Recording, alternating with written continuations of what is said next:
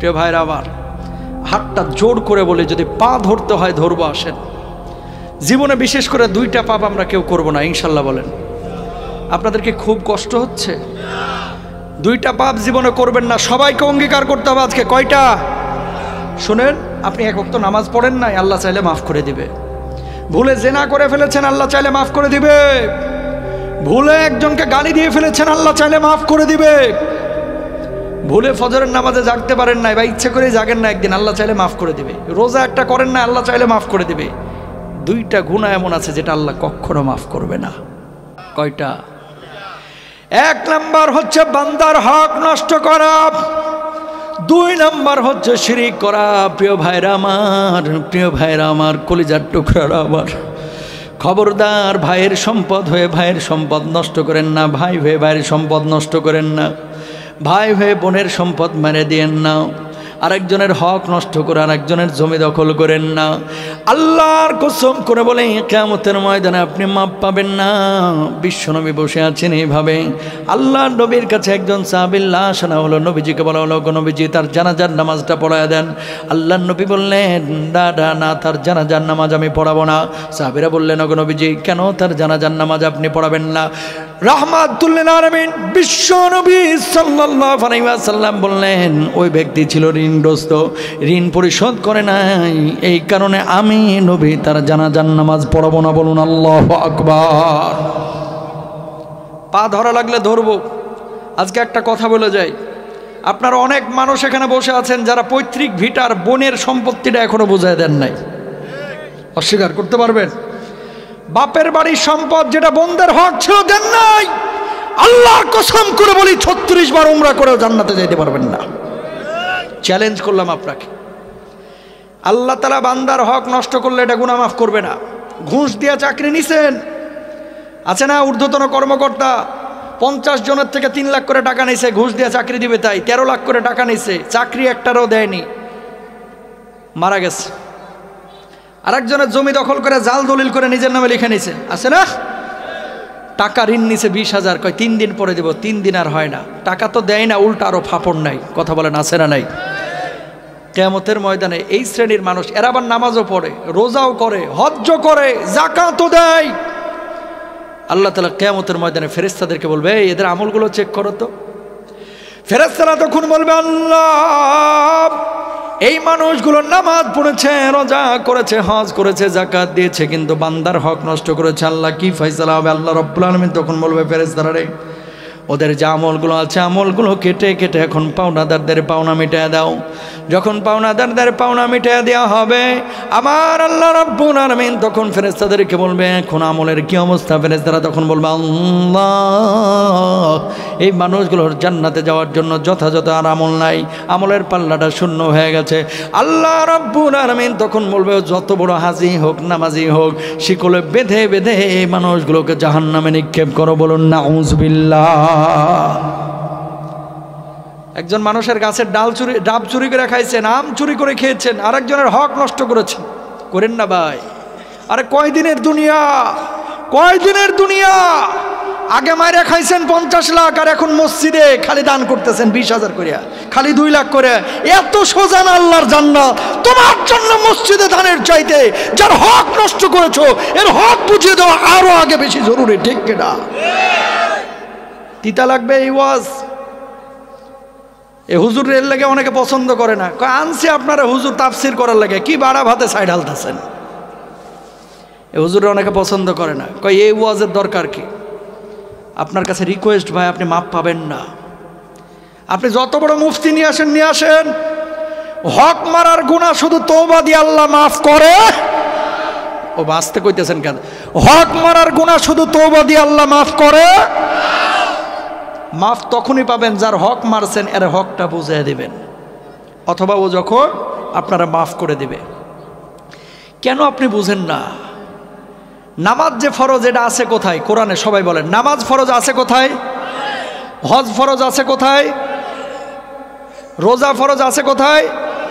নামাজ, রোজা, হজ, যাকাত যে কোরআনে আল্লাহ ফরজ করেছে, বান্দার হক নষ্ট না করা, ওই আল্লাহ ওই কোরআনেই ফরজ করেছে। সুবহানাল্লাহ। কিন্তু আমরা বুঝি না। আগে আকাম কুকাম হারাম টারাম সব খাইছে, এখন আইসা মনে করেন মসজিদের ছাদটা ঢালাই দিয়ে দিছে, আছে না?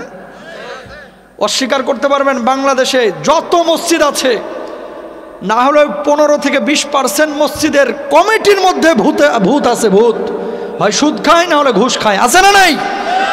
হুজুর এখন খায় না, আগে খাইছি। তো আগে যে খাইছেন ওটার খেসারত কিভাবে দিবেন?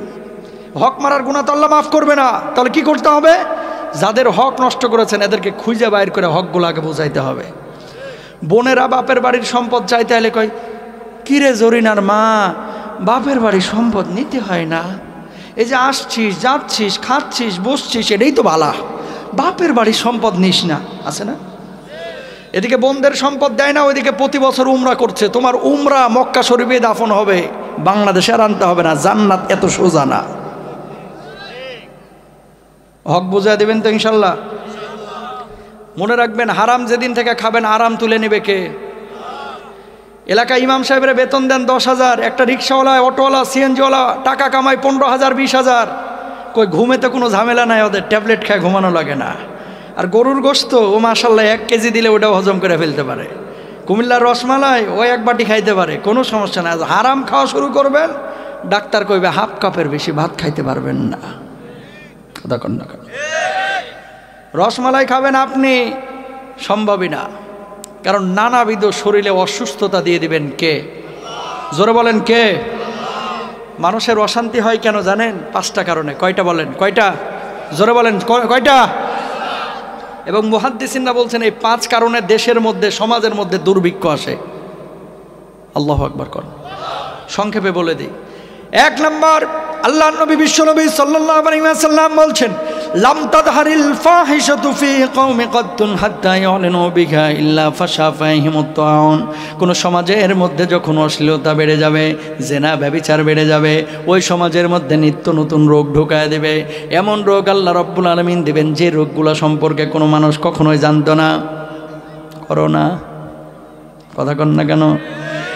এমন রোগ আল্লাহ রাব্বুল আলামিন দুনিয়ার বুকে দিয়ে দিবেন, আপনি মাজার ব্যথায় ঘুমাইতে পারতেছেন না, ডাক্তার রোগ ধরতে পারে না। বুকের ব্যথায় ঘুমাইতে পারেন না, ডাক্তার রোগ ধরতে পারবে না। অদৃশ্য নিত্য নতুন রোগকে আল্লাহ রাব্বুল আলামিন আপনার আমার উপরে চাপায়া দিবেন যখন অশ্লীলতা বেড়ে যাবে। বলুন নাউযুবিল্লাহ। 2 নম্বর, আল্লাহর নবী বলছেন, ওয়ালাম ইয়ানকুসুল মিকয়ান ওয়াল মিজানা ইল্লা উখিদু বিসসিনিনা ওয়া শিদ্দাতিল মাউনাতি ওয়া জাওরি সুলতানি আলাইহিম।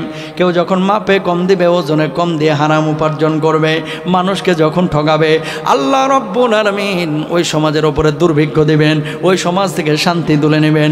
আর আল্লাহ রাব্বুল আলামিন ওই হারামখোরদের আরামকেও তুলে নেবেন। বলুন নাউযুবিল্লাহ। কয় নাম্বার গেল? 3 নাম্বার। ও কুমিল্লায় তো কেউ ওজনে কম কম দেয় না, আছে না ভাই? সব জায়গায় আছে ভালো মন্দ, ঠিক আছে।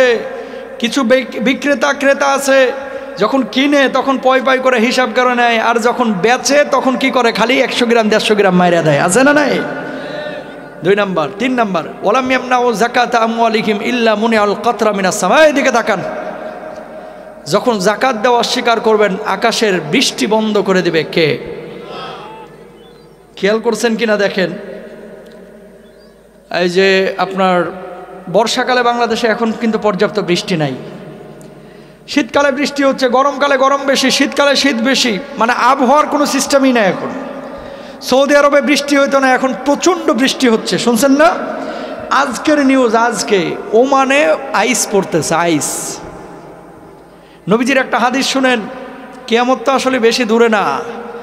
লা তাকুমুস সাআ হাত্তা তাউদা আরদুল আরবি মুরুজা ওয়া আনহারা।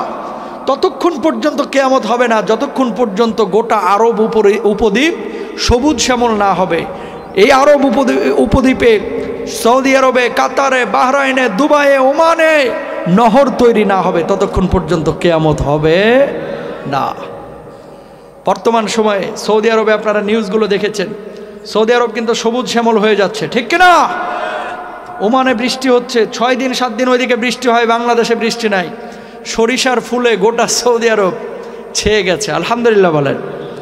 আমি বলছি না যে কিয়ামত 2030 সাল বা 34 সালে হয়ে যাবে, কিন্তু কিয়ামতের আলামতগুলো একটা একটা করে প্রকাশ করে দিচ্ছেন আমার আল্লাহ সুবহানাহু ওয়া তাআলা। তো দেখেন, জাকাত দেওয়া যখন বন্ধ করবেন, আকাশের বৃষ্টি বন্ধ করে দিবেন কে? আল্লাহ। আকাশের বৃষ্টি যখন বন্ধ হয়ে যাবে তখন কিন্তু ফসলাদি আপনি কিন্তু সেচ কাজ করে পর্যাপ্ত উৎপাদন করতে পারবেন না। তখন সয়াবিনের দাম এমনি বেড়ে যাবে, চিনির দাম এমনি বেড়ে যাবে, চালের দাম এমনি বেড়ে যাবে। সুতরাং আকাশের বৃষ্টি যদি বাড়াইতে চান 2 কাজ করতে হবে। কয় কাজ? আরো জোরে, কয় কাজ? 1 নাম্বার বেশি বেশি জাকাত দিতে হবে, 2 নাম্বার বেশি বেশি ইস্তেগফার করতে হবে। সুবহানাল্লাহ কোন? আমার কথা না, কোরআনের কথা। আলহামদুলিল্লাহ কোন? তো যেখান থেকে কথা আসছিল যে দুর্ভিক্ষ, 3 নাম্বার গেল। 4 নাম্বার আল্লাহ রাসূল সাল্লাল্লাহু আলাইহি ওয়াসাল্লাম বলছেন ওয়া মা লাম তাহকুম আইম্মাতুহুম বিকিতাবিল্লাহ। 5 নাম্বার আল্লাহ রাসূল বলছেন ওয়ালাম ইয়ানকুদু আহাদাল্লাহি ওয়া আহাদা রাসূলি। আল্লাহর কিতাব অনুযায়ী যদি কেউ বিচার টিচার না করে, বিচার কার্য পরিচালনা না করে, আল্লাহ রাব্বুল আলামিন ওই জাতির উপরে গজব দিবে, দুর্ভিক্ষ দিবে, অশান্তি তৈরি করে দিবে। নাউযুবিল্লাহ বলেন। এরপরে বললাম আল্লাহর সাথে ওয়াদা ভঙ্গ যারা করবে। ওয়াদা ভঙ্গর মানেটা কি? আলোচনা কোথায় আছে একটু মাথায় রাখেন কিন্তু। অজামিনযোগ্য অপরাধ বলেছিলাম 2টা। কয়টা? 1 নাম্বার বান্দার হক নষ্ট করা। সেখান থেকে এই পয়েন্টগুলো বলে দিচ্ছি। আল্লাহ রাসূল সাল্লাল্লাহু আলাইহি ওয়াসাল্লাম বলছেন ওয়ালাম ইয়ানকুদু আহদাল্লাহি ওয়া আহদা রাসূলি। আল্লাহ রাসূলের সাথে যারা ওয়াদা ভঙ্গ করবে, আল্লাহ রাব্বুল আলামিন তাদের উপর অশান্তি, দুর্ভিক্ষ, গজব দিবেন। নাউযুবিল্লাহ কোন? মানুষ ওয়াদা ভঙ্গ করে কেমনে? মানুষ, আমরা তো জানি, আপনাকে একটা উদাহরণ দিলেই বুঝতে পারবেন। সাহাবীরা পর্যন্ত অনেক সময় রাসূল আকরাম সাল্লাল্লাহু আলাইহি ওয়াসাল্লামের বিপক্ষে গিয়ে মুনাফিক হয়ে জাহান্নামে গেছে। নাউযুবিল্লাহ বলেন। এমনই একজন সাহাবী হচ্ছে সালাবা বিন হাতিব। এভাবে নবীজি বসে আছেন, নবীজি বসে আছেন, সাহাবী এসে বলতেছেন ওগো নবীজি একটু আল্লাহর কাছে দোয়া করে দেন না। কয় কি দোয়া করব? কয় আল্লাহ যেন আমার ধনী বানায় দেয়। কি বানায় দেয়? ধনী। কয় কেন, আমার জীবন কি তোমার পছন্দ হয় না? কয় আল্লাহ নবী পছন্দ হয়, তারপরও আমি শিল্পপতি হতে চাই, টাকাওয়ালা হতে চাই, পয়সাওয়ালা হতে চাই। আর যদি আল্লাহ আমারে পয়সা দেয়, আমি দুনিয়ায় শুধু আল্লাহর জন্য কাজ করব, দিনের জন্য কাজ করব। এলাকায় কিছু গরিব মানুষ আছে যারা আল্লাহর কাছে এই ওয়াদা করে, আল্লাহ 2 কোটি টাকার মালিক বানায় দাও, দেখো না কয়টা মসজিদ বানাই। কথা বলেন না কেন? 13 বছর 14 বছর বাচ্চা হয় না। আল্লাহরে বলো আল্লাহ কোনো মতে একটা ছেলে দাও, আল্লাহ কোরআনের হাফেজ বানাম। ও কথা কয় না দেখি। পরপর 3টা মেয়ে হয়েছে, কয় আল্লাহ একটা ছেলে দাও, আল্লাহ একটা, দেখো না আমি কি করি। আল্লাহ বড় আলেম বানাবো। বিশ্বাস করেন পরে মক্তবের বারান্দাতেও পাঠায় না। কথা কন না কেন? আমার পরিচিত, আমার রাজশাহীতে এক লোক, আমি আপনার ভারতে মাহফিল করি প্রতি বছর মার্চে। আমি ভারত যাচ্ছি 2006 সালে। তো ওই মহিলা আমার আইসে হাতটা ধরতে বাকি খালি, কয় হুজুর বিয়ে হওয়া হইলো 12.5 বছর, এখনো বাচ্চা আল্লাহ দিল না। আপনি তো মুসাফির মানুষ, ভারতে যাবেন, একটু দোয়া করেন যাইতে যাইতে আল্লাহ যেন আমার একটা বাচ্চা দেয়, ছেলে হোক মেয়ে হোক। হুজুর আল্লাহকে হাজির নাজির যাই না বলতেছি, শপথ করে বলতেছি, একটা বাচ্চা যদি আল্লাহ আমারে দেয়, আমি এটারে আলেমা বানাবো, আলেম বানাবো, হাফেজ বানাবো, মাদ্রাসায় পড়াবো, চেষ্টাটা করব। ঠিক 2 বছর পরে মেয়েটার পেটের বাচ্চা আসলো, আলহামদুলিল্লাহ। বিশ্বাস করেন আকিকাটা পর্যন্ত 2-3 বছর ঠিক মতো দেয় নাই। মাদ্রাসায় পড়ানো তো দূরের কথা, এখন হ্যারে বানাইছে মমতাজের মতো। নাউজুবিল্লাহ কন। গাদ্দারি করলো কার সাথে? আরো জোরে কন। আল্লাহর সাথে। সালাবা বিন হাতিব নবীজির কাছে এসে বলছে আল্লাহ নবী একটু দোয়া করে দেন না। কারণ হ্যাঁ জানে আল্লাহ নবী দোয়া করলে বন্দুকের গুলি মিস হবে, কিন্তু নবীজির দোয়া মিস হবে। নবীজি বলছে আচ্ছা তোমার জন্য দোয়া করতে হবে, ঠিক আছে। প্রথম দিন বললো যে সামনে থেকে চলে যাও, চলে গেল। দ্বিতীয় দিন কয় সরো আমার সামনে থেকে, চলে গেল। তৃতীয় দিন এবার আইসে নবীজি আল্লাহরে বলছে আল্লাহ ওরা ধনী বানায় দাও, সাথে সাথে দোয়া কবুল। সুবহানাল্লাহ। দোয়া যখন কবুল হয়ে গেছে, এবার উঠে বাচ্চা একটা দেয় না, বাচ্চা দেয় 2টা, ছাগলে বাচ্চা একটা দেয় না, বাচ্চা দেয় 2টা। 1 বছরের মধ্যে এত সম্পদ আল্লাহ রাব্বুল আলামিন বাড়ায় দিলেন। মদিনার বুকে সম্পদ রাখার জায়গা নাই, সম্পদ রাখার জায়গা নাই। যখন সম্পদ ছিল না 5 ওয়াক্ত নামাজ মসজিদে নববীতে এসে পড়তো, জুমার নামাজে বিশ্বনবীর সামনে এসে বসে থাকতো। এখন সম্পদ বেড়ে গেছে, এত সম্পদ বাড়ল, মদিনার বুকে আর জায়গা নাই তার সম্পদ রাখার জন্য। ইন্ডাস্ট্রিয়াল এরিয়ায় যাইতে হবে, দূরে চলে গেলেন। যাওয়ার পরে এখন এই উটের খামার করলেন, ছাগলের খামার করলেন। অনেক দিন হয়ে গেল, নবীজি ওই সাহাবীকে আর দেখতে পায় না। নবীজি বললেন, ও সাহাবীরা, সালাবা কই, সালাবা বিন হাতিবকে কেন আমি দেখি না? সাহাবীরা জবাব দিলেন, ইয়া রাসূলুল্লাহ,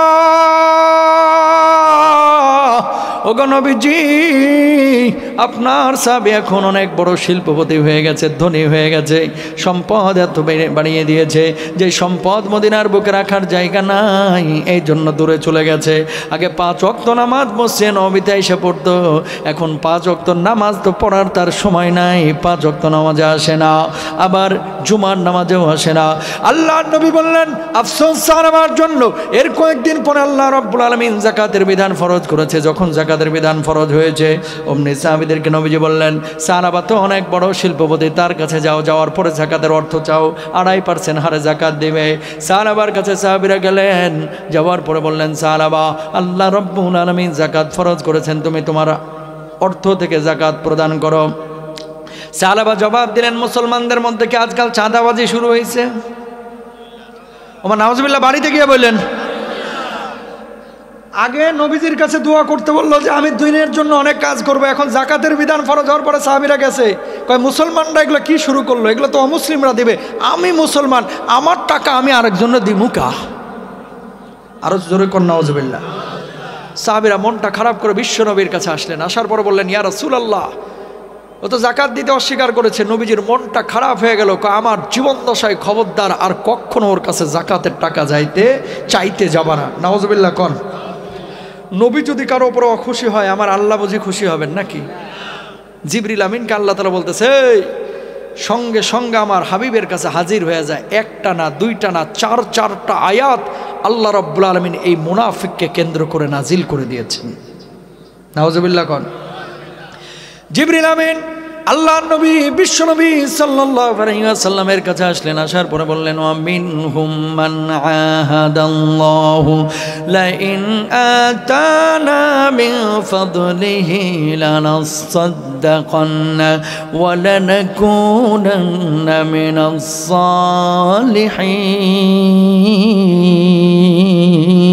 সালিহিন। দুনিয়ার জিন্দেগিতে এমন কিছু মানুষ আছে যারা আল্লাহর সাথে ওয়াদা ভঙ্গ করে। আল্লাহকে বলে, আল্লাহ সন্তান দাও, মাদ্রাসায় পড়াবো। আল্লাহ সন্তান দিল, এরপরে পড়া ইংলিশ মিডিয়ামে। আল্লাহকে বলে, আল্লাহ আমেরিকায় যদি গ্রিন কার্ড পায়, এলাকায় একটা মসজিদ বানায় দেব। খাল্লি বাল্লি আল্লাহরে তখন বুড়ি আঙ্গুলি দেখায়, কিসের মসজিদ বানানো, বরং চোখানা আমোদ ফুর্তি করে।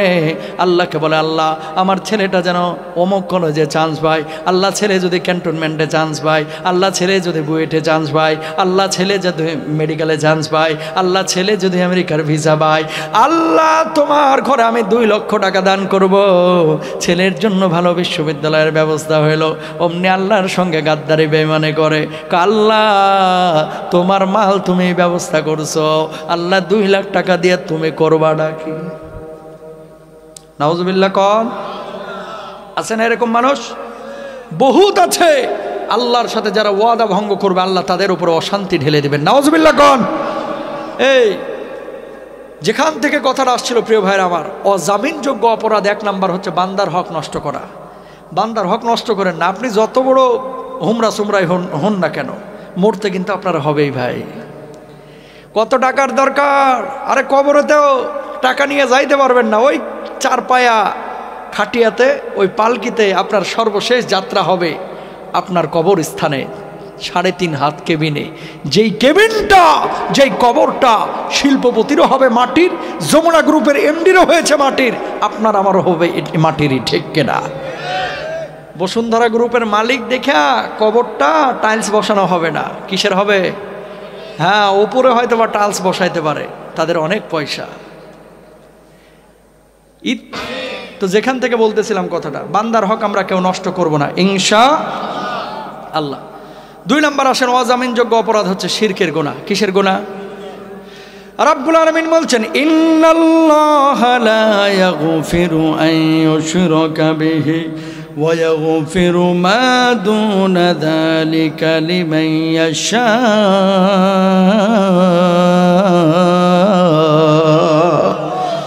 আল্লাহ রাব্বুল আলামিন শিরকের গুনাহ ক্ষমা করবে না। কিয়ামতের ময়দানে এক শ্রেণীর মানুষ উঠবে আল্লাহর আদালতে। এই মানুষগুলো হাস্যোজ্জ্বল চেহারা নিয়ে উঠবে। খুব মনোযোগ দিয়ে শুনেন, এই মানুষগুলো নামাজ পড়েছে, রোজা করেছে, হজ করেছে, যাকাত দিয়েছে, আবার শিরকও করেছে। এই মানুষগুলো চিন্তা করবে নামাজ রোজা তো করেছে, আজকে জান্নাতে আমি যাব। আল্লাহ রাব্বুল আলামিন ফেরেশতাদেরকে বলবে না, ও ফেরেশতা এদের আমলগুলো চেক করো। ফেরেশতারা তখন বলবে আল্লাহ এই মানুষগুলো নামাজ পড়েছে, রোজা করেছে, হজ করেছে, আবার শিরকও করেছে, আল্লাহ আমরা কি করব? আল্লাহ রাব্বুল আলামিন তখন বলবে এদেরকে জাহান্নামে নিক্ষেপ করো। মানুষগুলো তখন বলবে আল্লাহ কি এমন অপরাধ করেছিলাম যার জন্য আপনি জাহান্নামের ফয়সালা করলেন? আল্লাহ বলবে লা ইন আশরাকতা লা ইয়াহবাতান্না আমালুকা ওয়া লা তাকুনান্না মিনাল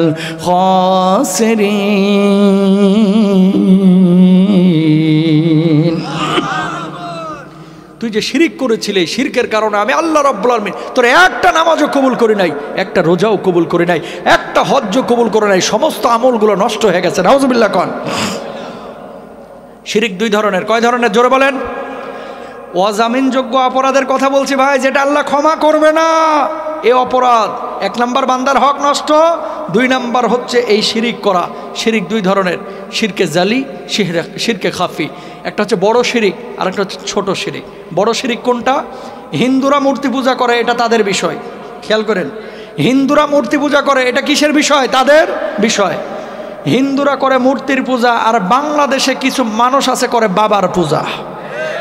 কথা কন না কেন? কুমিল্লায় আছে না নাই? নামাজ রোজার খবর নাই, কয় হুজুর নামাজ পড়ি না কি হয়েছে? ইমান ঠিকই তাজা আছে, টাটকা শয়তান। নামাজ না পড়লে ইমান তাজা থাকে না? থাকে না।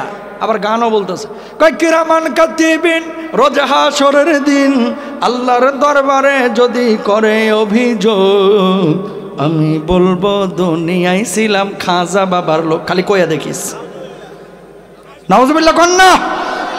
তোমার বাবাই জান্নাতে গেছে, তোমার গ্যারান্টি দিল কেডা? এই তাকান, আম্মা জান আয়েশা নবীজির পাশে বসে আছে। কাল্লার নবী আমি আপনার কে? কয় তুমি আমার স্ত্রী। কয় ফাতেমা আপনার কে? কয় ফাতেমা আমার মেয়ে। কয় নবীজি আমি আপনার স্ত্রী, আপনার ফাতেমা আপনার মেয়ে। ফাতেমা আয়েশা কি কিয়ামতে কোনো ফ্যাসিলিটি পাবে না নবীর স্ত্রী হিসেবে? নবীজি জবাব দিলেন, আয়েশা তুমি যদি তোমার আমল নিয়ে কবরে যাও, ফাতেমা যদি তার আমল নিয়ে কবরে যায়, এই নবী কিয়ামতে তাদের জন্য সুপারিশ করবে। ফাতেমাকে চিনবে, আয়েশাকে চিনবে। আমলহীন কবরে গেলে এই নবী আয়েশাকেও চিনবে না, ফাতেমাকেও চিনবে না। আল্লাহু আকবার। আর আমরা কি করি? এক জায়গায় মুরিদ হওয়ার পরে এই হক্কানি পীরের কাছে অবশ্যই যাবেন, অবশ্যই যাবেন, যার কাছে গেলে কোরআন হাদিস শেখা যায়। নামাজের খবর নাই, রোজার খবর নাই, হজ্জের খবর নাই, খালি গাঁজা খাওয়ার হুক্কুর হুক্কুর করো আর বলো যে জান্নাতে অটো গিয়ারে আমার বাবাই টানে নিবে। তোর বাবাই জান্নাতে গেছে, তোর গ্যারান্টি দিল কেনা? বিশ্বাস করা যাবে? কথাগুলো একটু বললাম আক্রমণাত্মকভাবে, মাইন্ড করেন না। কয়েকদিন আগে কুষ্টিয়ার এক ভদ্রলোককে দেখলাম ইউটিউবে, গাঁজা বলে কোনো শব্দ নাই, সব সিদ্ধি পাতা। তার মানে বোঝাইতে যাচ্ছে গাঁজা খাওয়া হালাল। নাউজুবিল্লাহ কোন? এগুলো করা যাবে? দেখেন কোরআনের দলিল নেন। আমি কিন্তু প্রত্যেকটা কথায় কিন্তু দলিল দেওয়ার চেষ্টা করতেছি। কোরআন আল্লাহ তাআলা কি বলতেছে? রাব্বুল আলামিন বলছেন ইয়াউমা লা ইয়ানফাউ মালুন ওয়ালা বানুন। কেউ কারো কোনো উপকার আসবে না কিয়ামতের দিন। ইয়াউমা ইয়াফিরুল মারউ মিন আখিহি ওয়া উম্মিহি ওয়া আবিহি ওয়া সাহিবাতিহি ওয়া বানিহি লিকুল্লি ইমরিইম মিনহুম ইয়াউমা ইযিন শাআনুন ইউগনি।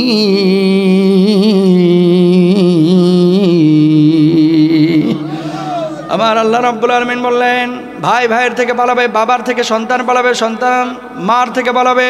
কেউ কোনো উপকার আসবে না সেদিন, কেউ কারো কোনো উপকার আসবে না সেদিন। আপনার উপকারে আসবে শুধু আপনার আমল, শুধু আপনার আমল। বলুন আল্লাহু আকবার। সুতরাং আমল নিয়ে কবরে যাইতে হবে। আরেকজনের উপরে নির্ভরশীল হওয়া যাবে? জোরে বলেন, নির্ভরশীল হওয়া যাবে?